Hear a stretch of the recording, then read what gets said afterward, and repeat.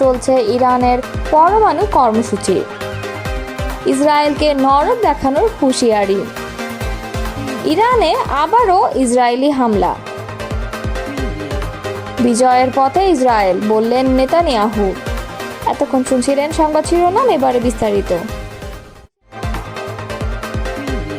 ইসরায়েলের সামরিক হামলার মধ্যেও ইরান তার শান্তিপূর্ণ পারমাণবিক কর্মসূচি অব্যাহত রেখেছে বলে জানিয়েছেন দেশটির পররাষ্ট্র মন্ত্রণালয়ের মুখপাত্র ইসমাইল বাঘাই। সোমবার এক সংবাদ সম্মেলনে তিনি বলেন, ইরানের পরমাণু কর্মসূচি জাতিসংঘ নিরাপত্তা পরিষদের প্রস্তাব 2231-এর অধীনে বৈধতা পেয়েছে এবং তা থামানোর ক্ষমতা কোনো সংস্থার নেই। তিনি ইসরায়েলি আগ্রাসনকে ইতিহাসের এক ভয়ঙ্কর নজির আখ্যা দিয়ে বলেন, ইরানের পারমাণবিক স্থাপনায় হামলা চালিয়ে ইসরায়েল এটি শুধু ইরানের সার্বভৌমত্ব নয়, বরং আন্তর্জাতিক পরমাণু নিরস্ত্রীকরণ চুক্তিকেও ক্ষতিগ্রস্ত করেছে। ইরানি মুখপাত্র বলেন, ইউরোপীয় দেশগুলোর উচিত এই হামলার বিরুদ্ধে জোরালো অবস্থান নেওয়া এবং ইসরায়েলের এ যুদ্ধাপরাধের নিন্দা জানানো। তিনি বলেন, ইরানের পারমাণবিক কার্যক্রম আন্তর্জাতিক আণবিক শক্তি সংস্থার কড়া পর্যবেক্ষণের আওতায় পরিচালিত হচ্ছে। এতে সন্দেহ বা শঙ্কার কোনো অবকাশ নেই। ইরানের পরমাণু কর্মসূচি এখনও জীবিত এবং তা থাকবে। আমাদের অধিকার কেউ কেড়ে নিতে পারবে না। এটি আন্তর্জাতিক স্বীকৃত একটি অধিকার।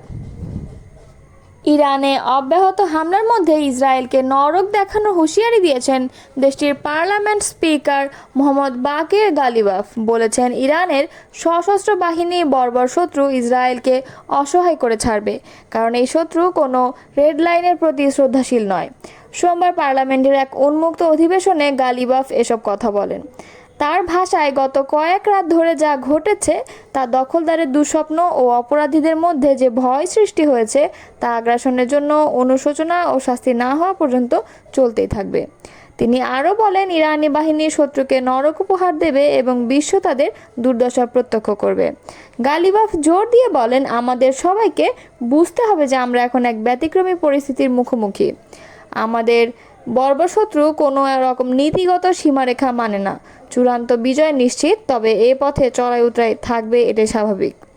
এমন পরিস্থিতিতে বিভিন্ন জাতিগোষ্ঠী ও মতাদর্শের ইরানি জনগণ এখন ঐক্যবদ্ধভাবে সশস্ত্র বাহিনীর পক্ষে দাঁড়িয়েছে বলে উল্লেখ করেন তিনি।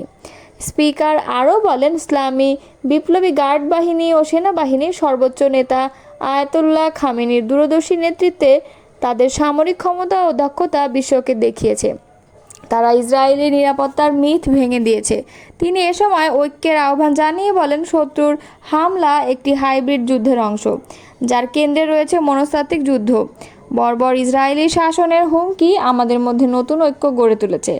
গালিবাফ জানান, শুক্রবার সন্ধ্যায় IRGC অপারেশন 2 প্রমিস 3 নামে প্রতিশোধমূলক অভিযান শুরু করে। এর কয়েক ঘন্টা আগে যুক্তরাষ্ট্রের সমর্থনে ইসরায়েল ইরানের পারমাণবিক কেন্দ্র, সামরিক অবকাঠামো এবং তেহরান সহ বিভিন্ন শহরের আবাসিক ভবনে ব্যাপক সামরিক হামলা চালায়। এই অভিযানের সূচনার আগে আয়াতুল্লাহ খামেনি এক টেলিভিশন ভাষণে বলেন, ইসরায়েলি শাসন ব্যবস্থা একটি নিকৃষ্ট শত্রু এবং ইসলামী প্রজাতন্ত্রের সশস্ত্র বাহিনীর প্রতিশোধের পর এটি অসহায় হয়ে পড়বে। এদিকে ইরানি সংবাদ সংস্থা তাসনিম জানিয়েছে, সোমবার বিকালেও ইরাক সীমান্তবর্তী ইলাম প্রদেশের মুসিয়ান শহরের পৌরসভার ফায়ার সার্ভিস ভবনে বর্বর হামলা চালানো হয়েছে। সংবাদ সংস্থা ফার্স জানিয়েছে, ওই অঞ্চলের একটি হাসপাতালেও বোমা বর্ষণ করা হয়েছে। দুটি সংবাদ মাধ্যমে ইরানের ইসলামী বিপ্লবী গার্ড বাহিনীর ঘনিষ্ঠ বলে পরিচিত। এদিকে হামলাকালে ইরানি বিমান প্রতিরক্ষা ব্যবস্থা ইসরায়েলের বেশ কয়েকটি ড্রোন গুলি করে ভূপতিত করেছে বলেও প্রতিবেদনে জানানো হয়। এই হামলার মধ্য দিয়ে ইরান ইসরায়েলের মধ্যকার পাল্টাপাল্টি হামলায় সংঘাত আরও চরমে পৌঁছেছে। তেহরান ও পশ্চিম ইরান জুড়ে বোমা হামলা এবং ক্ষেপণাস্ত্র হামলায় দেশটির নাগরিক অবকাঠামো ক্ষতিগ্রস্ত হওয়ার খবর আন্তর্জাতিক উদ্বেগ বাড়াচ্ছে। ইরানে আবার হামলা চালিয়েছে ইসরায়েল। দেশটির পূর্ব ও পশ্চিমাঞ্চলে এই হামলা চালানো হয়েছে। সোমবার ফার্স নিউজ এজেন্সির বরাতে আল জাজিরা এক প্রতিবেদনে এই তথ্য জানানো হয়েছে। ফার্স নিউজ এজেন্সি জানিয়েছে, পশ্চিম তেহরানের একটি সামরিক ঘাঁটিতে হামলা হয়েছে।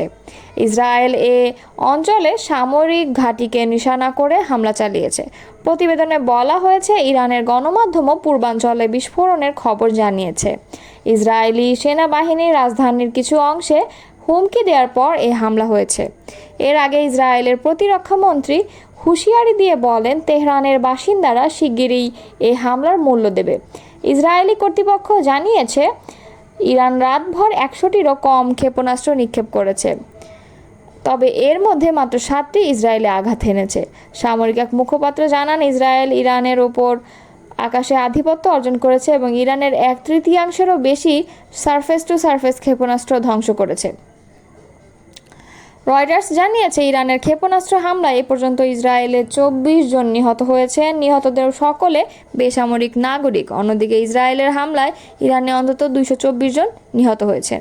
এদিকে বিশ্বব্যাপী পারমাণবিক অস্ত্র বিস্তার রোধে গঠিত আন্তর্জাতিক চুক্তি নন প্রলিফারেশন ট্রিটি থেকে সরে যাচ্ছে ইরান।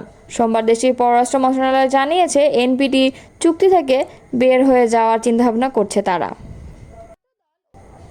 ইসরায়েলের বিমান বাহিনী তেহরানের আকাশের পূর্ণ নিয়ন্ত্রণ নিয়েছে বলে দাবি করেছে দেশটির প্রধানমন্ত্রী বেঞ্জামিন নেতানিয়াহু। সোমবার ইসরায়েলের মধ্যাঞ্চলের তেল নোফ বিমান ঘাঁটি পরিদর্শনে গিয়ে এই দাবি করেছেন তিনি। ইসরায়েলি গণমাধ্যমে টাইমস অব ইসরায়েলের প্রতিবেদনে বলা হয়েছে সোমবার মধ্যাঞ্চলীয় তেল নোফ বিমান ঘাঁটি পরিদর্শন করেছেন ইসরায়েলের প্রধানমন্ত্রী বেঞ্জামিন নেতানিয়াহু। এ সময় তার সঙ্গে ছিলেন ইসরায়েলি প্রতিরক্ষা মন্ত্রী ইসরায়েল কাটজ ও chief of staff lieutenant general Eyal Zamir. ঘাঁটিতে সামরিক কর্মকর্তাদের সঙ্গে কুশল বিনিময় করেন ইসরায়েলি প্রধানমন্ত্রী। সেখানে তিনি বলেন ইসরায়েলের বিমান বাহিনী তেহরানের আকাশ নিয়ন্ত্রণে নিয়েছে। নেতানিয়াহু বলেন আমরা পরমাণু ও ব্যালিস্টিক ক্ষেপণাস্ত্র হুমকি নির্মূল করার দুটি লক্ষ্য অর্জনের পথে এগিয়ে যাচ্ছি। তেহরানের বাসিন্দাদের উদ্দেশ্যে তিনি বলেন তেহরান ত্যাগ করুন, আমরা পদক্ষেপ গ্রহণ করছি। ইসরায়েলি প্রধানমন্ত্রী বলেন তেহরানের আকাশ নিয়ন্ত্রণে নেওয়ায় আমরা এখন সেসব লক্ষ্যবস্তুতে আঘাত করছি যা ইরানি শাসক গোষ্ঠীর। এর বিপরীতে ইরানের অপরাধী শাসক গোষ্ঠী আমাদের সাধারণ নাগরিক, শিশু ও নারীদের হত্যায় মেতে উঠেছে। তিনি বলেন ইসরায়েল তেহরানের সাধারণ মানুষকে আগেভাগেই রাজধানী ত্যাগ করার আহ্বান জানিয়েছে, কারণ ইসরায়েলি বিমান বাহিনী রাজধানীর নির্দিষ্ট লক্ষ্যবস্তুতে হামলা করেছে। বিমান ঘাঁটিতে সৈন্যদের উদ্দেশ্যে বলেন আপনাদের ধন্যবাদ। সৃষ্টিকর্তার সহায়তায় আমরা ইরানের বিরুদ্ধে পদক্ষেপ গ্রহণ করব এবং সফল হব। আমাদের বিজয় না হওয়া পর্যন্ত এগিয়ে যাব। ইরানের স্বাস্থ্য মন্ত্রণালয় বলছে শুক্রবার থেকে শুরু হওয়া ইসরায়েলি হামলায় এখন পর্যন্ত দেশটিতে অন্তত 224 জন নিহত হয়েছে। অন্যদিকে ইরানের হামলায় ইসরায়েলে কমপক্ষে 2 জন নিহত ও আরও অনেকেই আহত হয়েছেন।